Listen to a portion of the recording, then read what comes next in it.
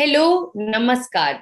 Welcome to only my health. मैं आप सबका स्वागत करती हूँ आज के इस लाइव सेशन में। आज हम ओनली माय हेल्थ के कैंपेन हेल्दी नारी हैप्पी नारी के अंतर्गत लेके आए हैं हमारा 7वां episode. Our topic for today is mental health of women. We often come across many women struggling in their personal lives, in their professional lives, leading to stress, anxiety, and difficulty in coping up with the daily routine. This is when we understand that mental health is equally important as is the physical health.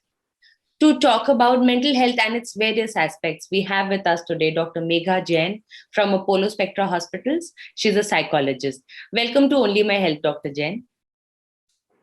Thank you, Vani. And yes, like you've already briefed about, what are we going to talk? So let me get directly to the point. So the foremost thing, especially in Indian tradition, it is based that yes, pregnancy, motherhood, this is something like a very big taboo, you can say, and it's something like how manhood is defined. This is how womanhood is defined. Until and unless you become a mother, you cannot be called as a female. This is how a traditional orthodox people think about. So the first thing is, yes, motherhood is difficult, it's different, but womanhood is different. So please do not combine both of them. Now, if I have a crowd who is as young as 16 to a varied age of 50, 55, would like to brief up the youngsters that at 16, your age is to just chill out, have fun in life, focus in your life, forget about how you would be as a mother. That's absolutely not your age to think about it. And if at all you want to get pregnant at the age of 18, 19, your body is completely fertile. So you have to be very careful with it. And the most important thing with that is the more fertile your body is, the easier the pregnancy for you. So don't have to have a phobia of being pregnant, of going through the stress, or what kind of issues you'll be having post delivery. During delivery, post delivery, this usually is less among crowd between 18 to 22. They usually have a very smooth pregnancy. Now, coming to another group that is like 22 plus. When we have 22 plus group, there are females who are very fertile, whose pregnancy goes very well, everything is smooth. So this runs among every woman till 35 years of age. But there are certain cases who have certain kind of complications. These complications are not necessarily that it has happened during the pregnancy. It can happen before the pregnancy too, and it can happen post-pregnancy too. So we'll cover up with these little issues. Like I would start with before, what are the prior conditions? You're planning to go for a pregnancy. You people are planning for a family, but somehow we're not able to, come through it. So how do you manage to be pregnant? How do you manage to survive that trauma which is going on in you? Now comes how to deal with it. So dealing with it is usually primary most is that if you take a free family planning counseling from a therapist, that's the best thing you can do to help yourself. Secondary is eating healthy food, healthy living, which is equally directly related to your pregnancy. Now, when you are doing this, you would say, I'm doing all these things, but still I'm not getting pregnant. That is because there are certain kind of internal complications in your body where comes in the picture of getting your whole body checkup done. Usually in uterus, on our uterus, there are certain kind of cysts that are present. Few are very active and few are not that active. But the active cyst doesn't let us get pregnant. So when you go to a gynec, when gynec gives a proper examination to your whole body, she will make you understand whether there is any complications during pregnancy or to have a pregnancy. Okay, now you would come up with this question that everything is fine in my body, there's nothing, still I'm not getting pregnant. That's not on you. It's absolutely your body. The biological makeup of your body is such that it is not supporting the pregnancy right now. So if there are any deficiencies, if there is certain kind of concerns, the doctor would take care of all those medications and they would make you prepare for it. So this is the maximum that you can do to your body. There are n number of treatments that happen. For all those treatments also, your body needs to be ready. And the doctor makes sure that your body is ready. After that, even after that, if you are not able to get pregnant, that says that your body is not supporting you.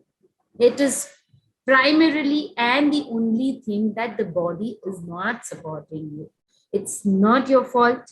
It's absolutely nothing that you've inherited from the family, or because your living was this way, that's why it has happened. No, it's the just biological makeup of your body is such that you're not able to have a pregnancy.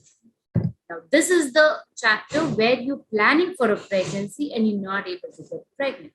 Now we'll get back to what if you get pregnant. Once you get pregnant, the life is really sweet to majority of the people. But there are few complications where you have to take care. Few people are suggested for bed rest. Few people are suggested not to, heavy lift things. This is just again because of your biological makeup of your body is so weak that it might not sustain if you give more pressure to your body. There's already a lot of pressure in your body because there's a child who's developing in your body, who's growing in your body. It's a beautiful life that's coming up. So you have to take care of that. Yes, now you might get into that superhuman zone that everybody can work and I should also work. Yes, you should work, but you should work out for your own self. Yeah. Not for others, not for trying to get appraisals from other people. Oh yes, she's pregnant and still she's doing so much. No, that's absolutely for your mental well-being. You have to do that, not for anybody else, because during your pregnancy your mental well-being is the priormost thing that is the that plays a major role in upbringing of your child. You believe it or you don't, but whatever you think during this 9 months phase, it is directly related to your child. The child takes in everything. There is also a belief that if you want your child to be, say, an army officer, a person who is so dedicated and so so deadly in love with the nation, you need to have that kind of genuine feelings for the next 9 months of your life, which definitely influences your child. So this is also a connection, and along with that, that is the reason it is always said, if you're happy, the child is going to be happy. If you're sad, the child is also going to be in your womb. So this comes during your pregnancy.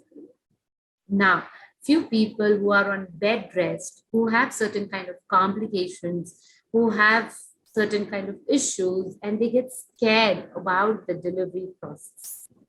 The more you get scared, the delivery becomes more difficult for you. It's directly related to your body. Yeah.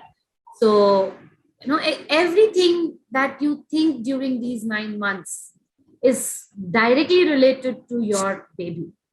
It's actually a fact that whatever you eat, whatever you drink, and whatever you think is everything is what your baby takes in. Okay. So if you are really so stressed out, your baby gets tensed and the complication increases. Okay. So it's like, the more relaxed you are, yes, you cannot be relaxed. You need to be diverted. Diversion doesn't mean you need to exercise, you need to party. No. Diversion means doing simple little things or your hobbies that you were never able to do, but now you can do because you have lots of time. You're on bed rest. You can do certain things that you can, help regenerate yourself. Yeah. Pamper yourself a lot. Love yourself. Go for a nice haircut. Go for shopping. Do, look for any number of things. Look for good vacations you want to go out. Just go for a nice vacation. Rest there. Have fun. So these are the only things that can help you divert from the tensions that is there. Okay. But if we talk about not just pregnant women or those who are planning a family, even the same problems are seen in younger generation, younger women as well, who've just entered into their jobs or they're dealing with exam stress. So do you think there is still resistance in people to talk about mental health concerns and depression and anxiety? Definitely, there is a lack of awareness in them. Usually, how it is taken is when you have to go to a psychologist, it is taken as, why am I insane? I am very much sane. I don't want to go to a psychologist. Yeah. That's how they reply. मैं पागल नहीं हूँ, मैं एकदम ठीक हूँ. Boss, जब आप पागल हो तब आपको साइकोलॉजिस्ट की जरूरत नहीं है, तब आपको साइकियाट्रिस्ट की जरूरत है. जी. So when you're going to a psychologist, it says that there are petty issues which is very difficult for you to handle. When an individual is not able to handle, you're overburdened with that, and because of which your daily routine has been hampered, it is always better to take a help.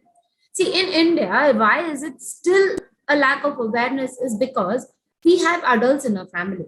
You know, our grandparents and our uncles and our aunts who have a lot of experience. So the moment you come up with one problem, they come up with 10 solutions. Yeah. So, you know, it's easy for them to get rid of their problem because they have so much of help. But now these days, people are staying alone. They are into nuclear families. They don't have, you know, adults as a support. Especially for this crowd, it is really important for them to understand. Even more than 3 days, you feel you're not able to tackle that emotion. It is better to go to a psychologist and clear it up.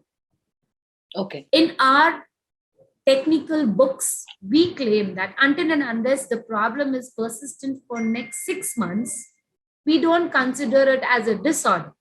But why do you want for 6 months? I would rather say when you are, you know, not in a sane mood, when you're just crying for no reason, 1 day, 2 days, three days for no reason. I think 4th day you should visit a psychologist. The earlier you visit, the better. The better. Because after 6 months, there is a root that is built in you, which again becomes difficult for us to, you know, hamper it and again modify it and again, you know, redefine it. So the moment it begins, if you come and approach us, it's even more helpful. And it's not only for women, it can be for kids, it can be for men, it can be for adults. You know, you just name it and everybody has an issue. Yeah. Stress is something that is related to everybody. Nobody is spared by it. Even young kids have stress. They go silent. Teenagers, they have these days as new fashion term called as teenage depression. You know, once they get into teenage, they're not able to handle their peers. They're not able to handle what's going around them. They get into depression. They try to isolate themselves. So it is very important for parents to understand these lines and get over to us. Okay. And yeah, so in the same way, it's not only for pregnant women. I was thinking it is about postnatal. That's why I was just focusing more on the pregnant female. Yeah. But in general, like you said, we are working women. If you are a working woman, it doesn't say that you are the only one who has to do the household chores also. It doesn't say that you are the only one who has to take care of everybody else in the family. You can get help of helpers. You can take help of your surroundings. So a woman is a woman. She's not a superwoman. Yeah. You can't expect her to do everything perfectly. She needs to take care of the child. She needs to take care of the job. She needs to take care of the kitchen. She needs to take care of the well-being of the other people in the family. She needs to take care of her pet. She needs to take care of the house, everything. I mean, she is a human. A female is also a human equivalent to a man. Yeah. I don't want to sound like a feminist, but it's more like we ourselves fall into trouble because we behave as superwomen. Yeah. You need to understand that you have little constraints. You have your own restrictions. You have your own limitations. We need to understand our own limitations. Don't exhaust yourself to the core that later, after 5 years, you won't be able to stand up. This is the main thing important. Yeah. So you touch base on depression. If we say बहुत लोग को पता नहीं रहता है कि उनको depression हो रही है और they are subjected to that kind of mental health problem.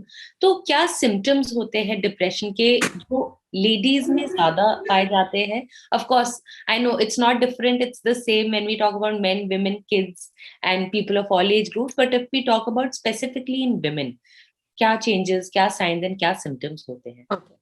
About depression, there are two phases. Few people who are depressed. Mm-hmm. Depressed is a very commonly used word, which is wrongly being used. You know, just like you have nothing to do and a friend calls you up, you would say, what are you up to? Oh, nothing. I am so depressed today. My day was very bad. So that's a very wrongly used term in a common way. Okay, depression can be phases of person's life. A depression is something that you really feel low or you feel very high. No, this is called a maniac phase of depression. Okay. That is mania and this is depression, but these are again an extremes of an individual's life. So when you're extremely happy, there are phases where you're going to be extremely sad. In depression, majorly, people isolate themselves. They don't talk to themselves properly. They don't talk to others properly. They don't take care of themselves. They have a lot of mood swings. Focusing on one thing becomes very difficult. Memory becomes an issue for them. They can't remember what is being told to them. They get into their own world. They try to aloof themselves. So, but these phases, these mood swings, if it prolongs for more than 3 months, it is an alarming stage. And if it prolongs for 6 months, it is termed as a depressive person. So if at all for 10, 15 days, you're not feeling well and you're dull and you're not good, you seek for help, it's fine. You try to change your mood, it's fine. But if you're not able to overcome it, that says that you are going to a phase which is not very okay with you.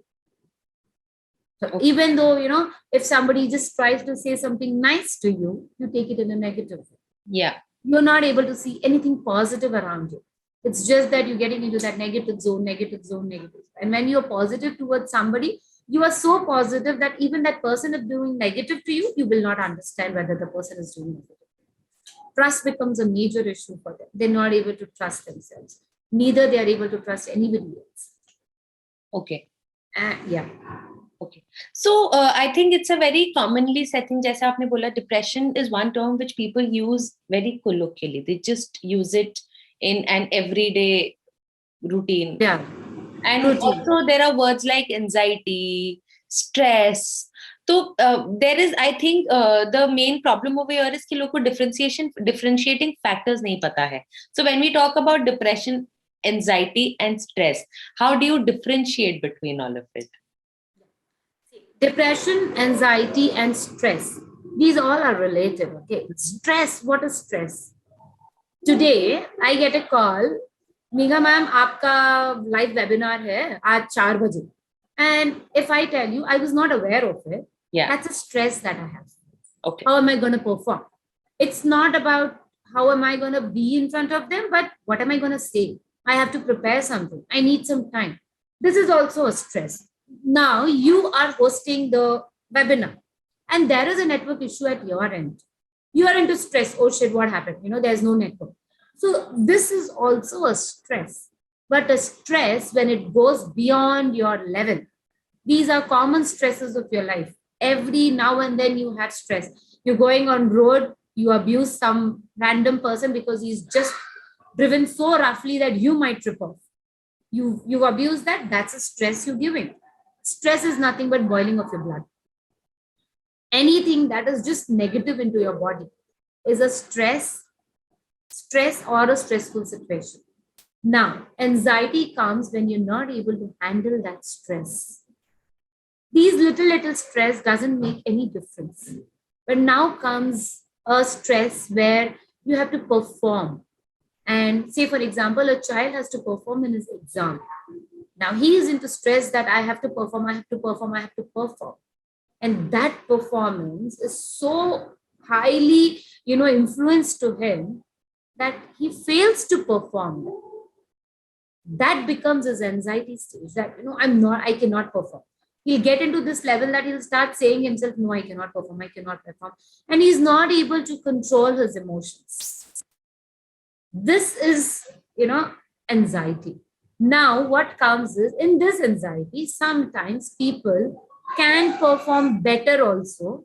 Once you push them, they might perform. And the people who are not able to perform once, twice, and thrice, then they get into depression of self de-evaluation. They feel that we are not worth it, we can't do it, and they get into depression. So these three is like, a stages of one's life. Okay. The moment you have a stress, you need to understand that is this stress manageable or not. If it is not manageable, it is immediately required or, helpful to just ask someone for an help and you rectify it. If that stress goes to another level, you have to, have those checklists in your hand that, yes, now this is my level, this is my threshold, I'm not able to deal with it. Now I have to go to the another level. Now this level, not happening. And then you get into another. Okay. So I think in this situation, the family, the caregivers, they struggle the most because they have to deal with a person who's himself dealing with a lot of emotional changes, mental changes. तो ऐसे time में आप बताइए families को कैसे situation को tackle करना चाहिए. Correct. This is a very dicey situation. What happens usually is when adults in the family see young ones behaving abnormally, they usually take it as a rebel child, or they usually take it as a very stubborn child. They have an attitude, ye kisi ki bhi nahi sunta hai, who cares, he doesn't care, he doesn't love anybody. They take it in this perspective.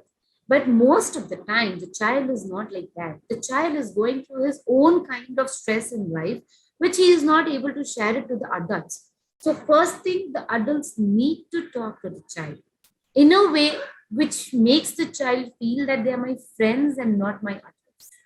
If they feel they are not able to talk, again, they need to seek for a help. They need to go to a professional help immediately, thinking that this child is not behaving properly. Please give us some help. So this can be done. Second thing that can be done is not forcing your child beyond his limits.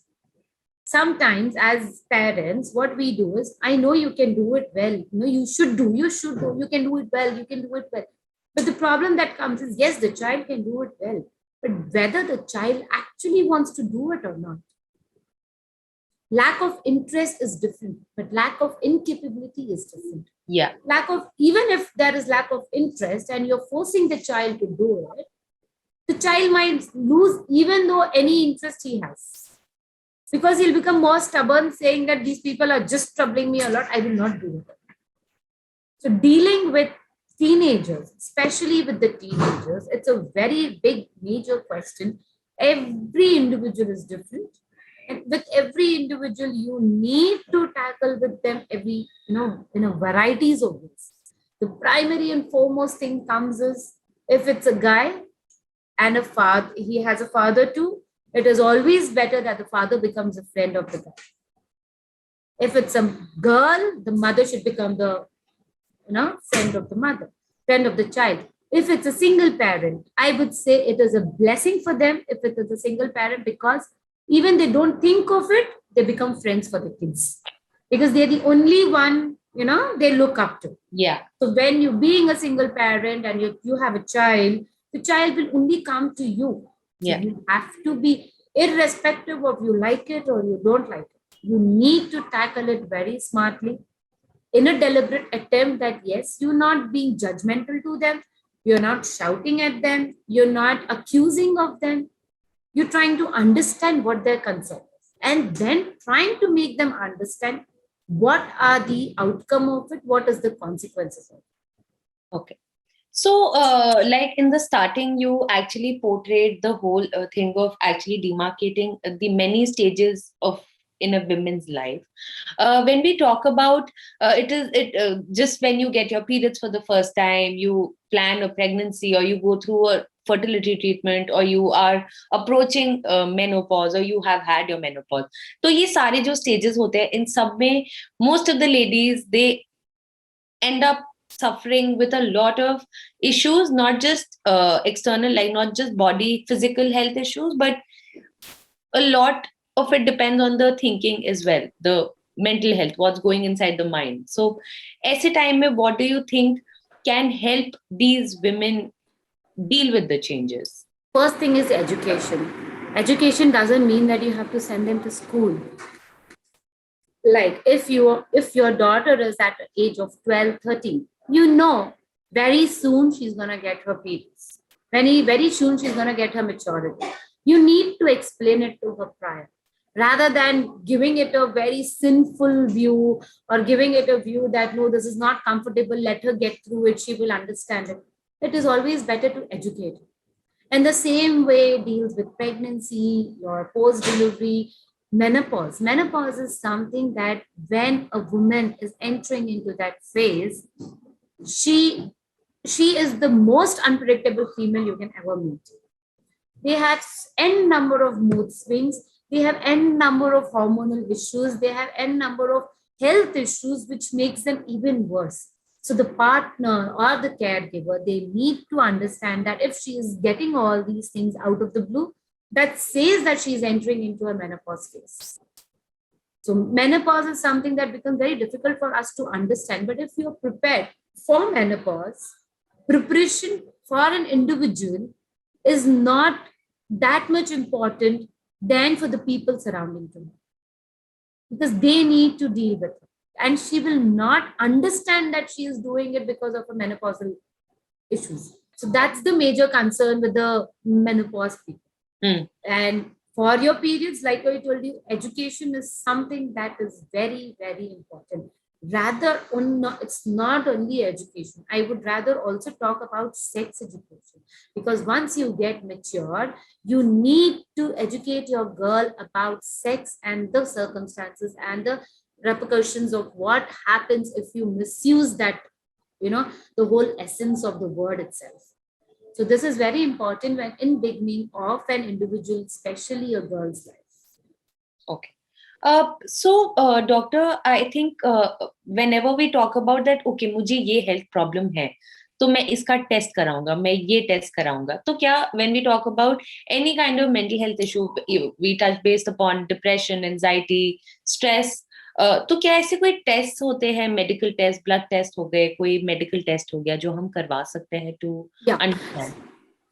The first thing is, whenever a person is coming to us, usually we get a blood test done, thyroid done, and there are serotonin and dopamine and all these certain chemicals that are there. If there is a concern in those levels of chemicals, definitely the individual is going through issues. If you eradicate the blood test part, we do have certain standardized tests with which we can claim that the person is going through chronic issue, or it's mild, or is at risk. Like we have a standardized depression scale, Beck's depression inventory. We have an anxiety scale. In the same way, we have scales to test IQ. We have scales to test your mental status. So we have scales for everything that you can think of what level you fall into, what is the category, if it is severe, if it is moderate, if it is just borderline, or it is at risk. So we can assess all these things. Okay. And when we talk about जैसे stress होता है, especially ladies में, women में, girls में, college going girls में, if you're stressed, you feel depressed, लोग stress eating की तरफ बहुत ज्यादा जाते हैं. लोग जैसे कि लोग को chocolate खाना पसंद है, मैं ज्यादा खा रही हूँ just because I'm depressed, I don't feel good. So does that help in relieving the symptoms? See, what happens is, it's usually when you are depressed, either your sugar levels are low, so you want to eat a lot of sweet and something, or it is something like you want to eat something very spicy and salty. Basically, what happens with both of them is, these are stimulating engines. They stimulate, they activate you, they make you feel better. At any point of day, when you eat a chocolate, If you like it and you're eating a chocolate, you will take the taste of it and you feel good about it. So this is what happened with people when they are sad, or especially it happens when breakup is there. The binge eating that they start, that's just purely because they just get diverted to something. It has become a trend ki khate jao and rote jao, khate jao and rote jao. So that's just because that what they're eating is stimulating them. It's satisfying them. Something or the other should be satisfying to them. So they're doing this. It's not necessary that that is the only thing that will satisfy them. But at that moment, if you tell them, jao thoda sa exercise kar lo, they will not be in that condition to go. Yeah. Probably they might realize it once they put on 2 kgs, 3 kgs, and they'll be like, oh, I'm putting out now, I have to go and do exercises. So they might start then, not now. Yeah. So we also have got a question from our viewer Priyanka and Tushar. So they are asking, kya exercise ek tarika hai to relieve the symptoms? Can it help in? Yes, definitely. Exercise in your routine is a must. Even a 10 minutes to 15 minutes exercise is a must. Exercise is the primary thing that keeps your mental health healthy. It releases happy hormones, which helps you to stay fit and stay happy.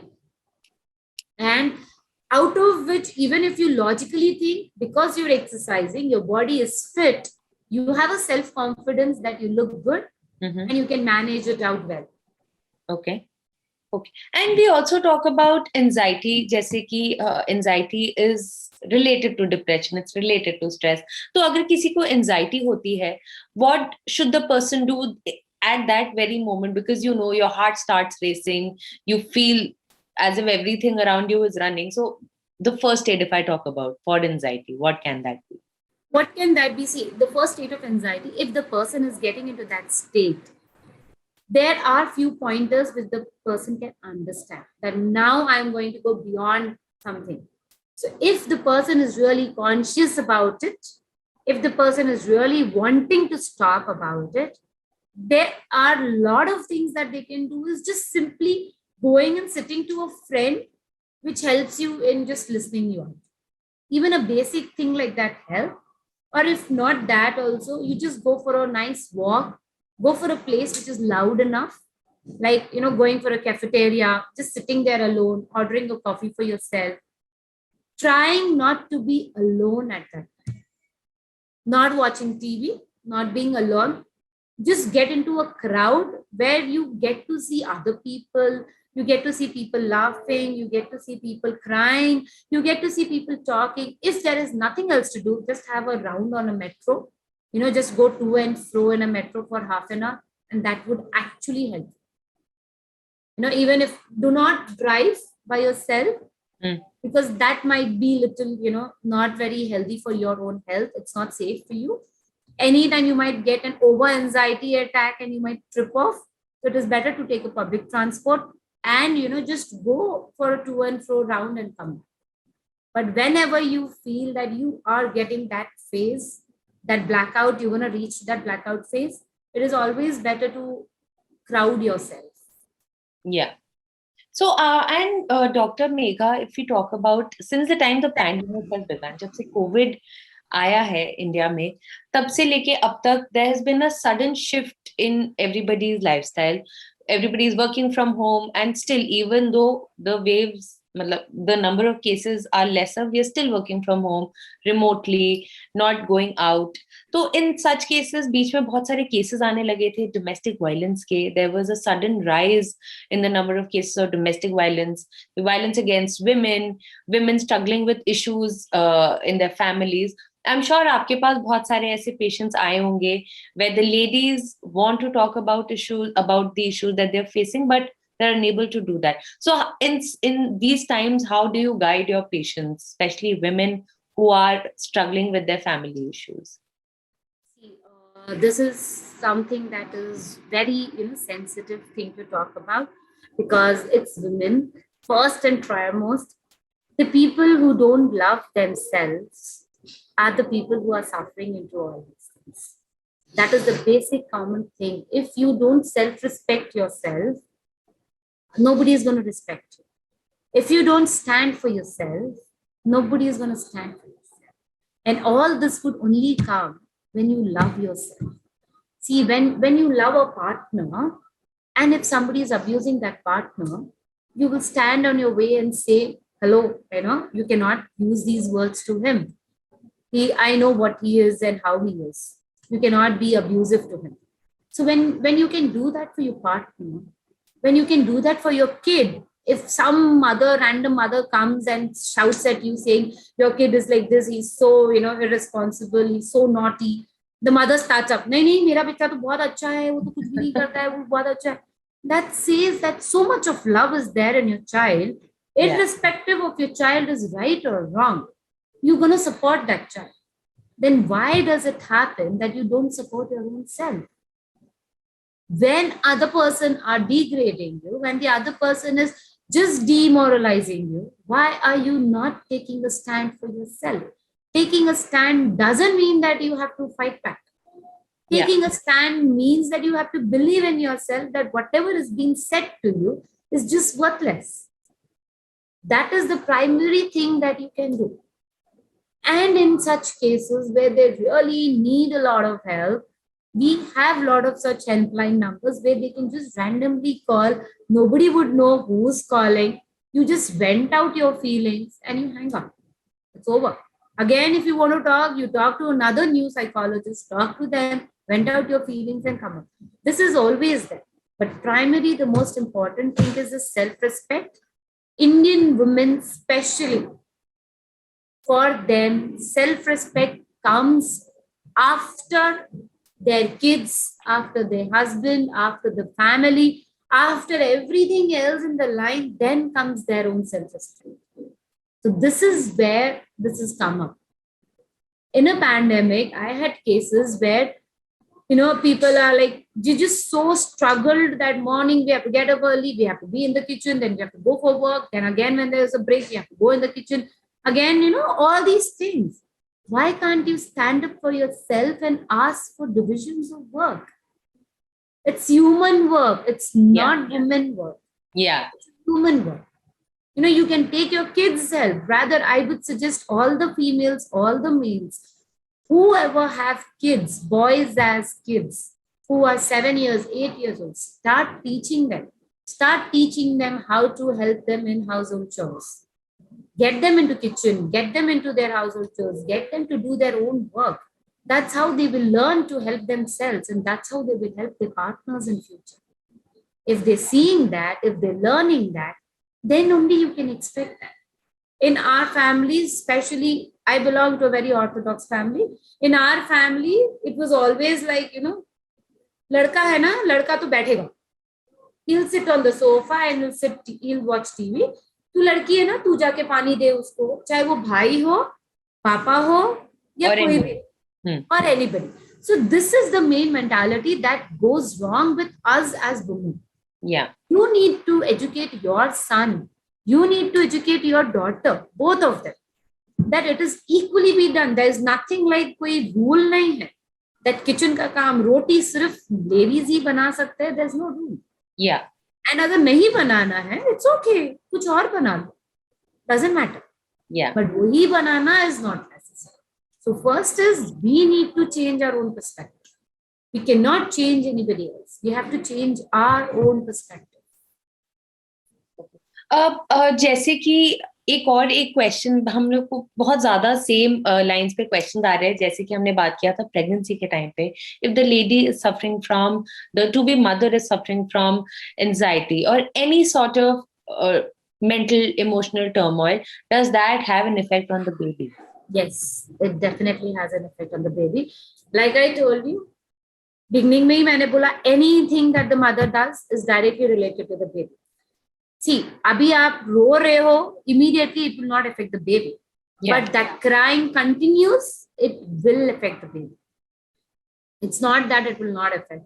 Yeah. Anything that you think of, it will affect. Okay. So you cannot escape it by saying कि नहीं कुछ नहीं होने वाला है, कुछ नहीं होने वाला है, ये नहीं है, वो नहीं. It will affect your baby. आज हम बात कर रहे हैं मेंटल हेल्थ इन विमेन जो बहुत सारी प्रॉब्लम्स होती है मेंटल हेल्थ से related, right from depression, anxiety, stress, हम कैसे उसमें डिफरेंशिएट कर सकते हैं, कैसे लेडीज अपनी मेंटल हेल्थ का ध्यान रख सकती है। तो आज हम बात कर रहे हैं डॉक्टर मेघा जैन से, जो एसोसिएटेड है स्पेक्ट्रा हॉस्पिटल्स हैदराबाद में। तो डॉक्टर, आई थिंक ऑन मतलब something that every women should know, that there should be no stigma attached to talking about mental health, to talking about if anything they're going through emotionally, mentally. So what would you like to add here for people to understand कि कोई stigma नहीं है किसी psychologist के पास जाना? It should be like any other routine medical examination. This is purely one's point of view. This is also definitely there. आपको बुखार है, आप क्रोसिन ले रहे हो, very good. दोबारा बुखार आया, you have to go to the doctor. In the same way, when you're crying, you have a shoulder to cry on. It's good. You are able to manage. But again, you're crying. That says you need a professional help.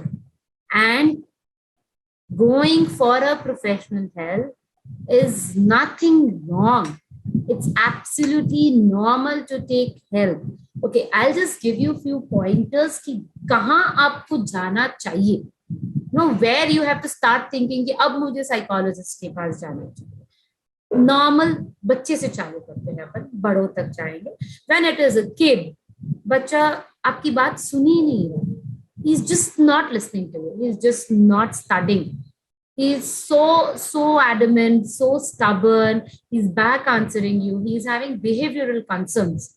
These all are definitely to be addressed to a psychologist. Because as a parent, you are trying to control him, but he's not being into control. So now you need a child psychologist where the person can help you, give you certain techniques. Probably हो सकता है कि parenting में कुछ problem, इसलिए बच्चा ऐसा है. It's not necessary कि बच्चा गलत है. Sometimes parenting is also a concern.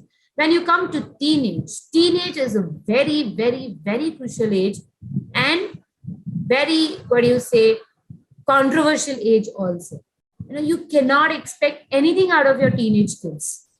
उनको कब क्या चाहिए होता है, कब क्या करना होता है, किसी को भी कुछ नहीं पता है. When you see your teenage kid, behaving abruptly, if you feel that there is some kind of antisocial things in it, there you need to seek help. If you feel that he's behaving weirdly, suddenly he started behaving weird. He was a nice child, but now he suddenly changed. You need to go and seek help. Or if you see that this child was so happy, but now he's just so aloof, he's not talking to anybody, then you need to seek help. Then comes that age where, in Indian scenario, then comes an age where either people are moving towards getting married or looking for jobs or, trying to find a partner, all these people. Yahan pe bhi same issues. Marriage is a very big thing. Will you be able to handle it? Are you not able to handle it? You're getting stressed out for it. You're not able to sleep. There are sleepless nights for you. You need to go for it. There's nothing wrong in going for help. If you're feeling weak, you're going for a blood test to check whether your hemoglobin level is good or not. In the same way, if you're not feeling good and you're not able to handle yourself, you're not able to get back yourself, it is always better to seek for help. It is always better. And it goes on to any age. It's not only for youngsters, especially old age people. They are so frustrated. They are so depressed. They feel so lonely. It's even more equally important for them to seek for help. Because they have no one to talk to.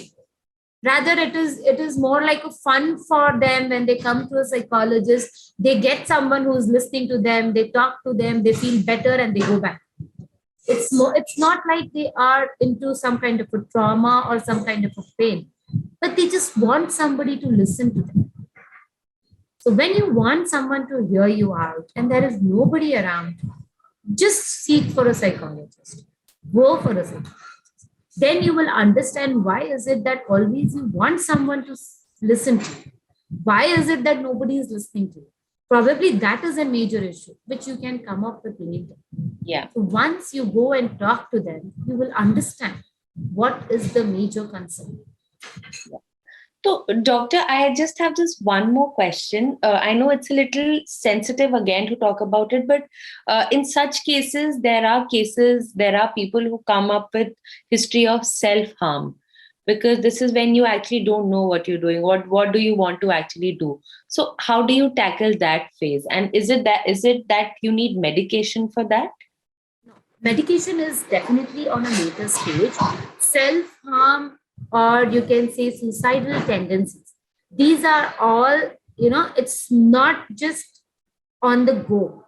You can see in that person. So it is not for the person who's self harming, it is for the people who are living around them. They need to understand the person, that this person has self harm traits. You need to seek help for them. Now, self harm or a suicidal thing is always, if you make a, if it is a very close by person to you, they'll keep saying certain things which gives you an indication that he might self harm. He might do certain things which are not good. Like, many times when we are having a fight with a partner, we say, oh, I'll die. See, that is not something that is self harming. That is only out of anger or frustration it is coming. But you need to understand the intensity of the person who is saying it. If you feel that, yes, this person can actually do it, you need to resolve that issue immediately, take help for your person, and then get back to that issue. So these people cannot help themselves. They need surroundings and support system to help them. Especially their loved ones only can help them. Yeah. They have to be very careful and very conscious when these people are around. So I think Dr. Jain, आज हमने आपसे जो बात की, I think the whole thing is that come forward and speak up about the issues that you're facing. So thank you so much for joining us. Anything that you would like to share with our viewers before we end this live chat? No, nothing much. Like I always told and still tell, love yourself and give respect to yourself and fight for yourself. Don't have to be Rani Lakshmi Bai, but you can be what you are, be assertive, but stand for your own self. Great. On this note, thank you so much, Dr. Jain. And I thank all of you who joined us today for this live chat. Thank you so much.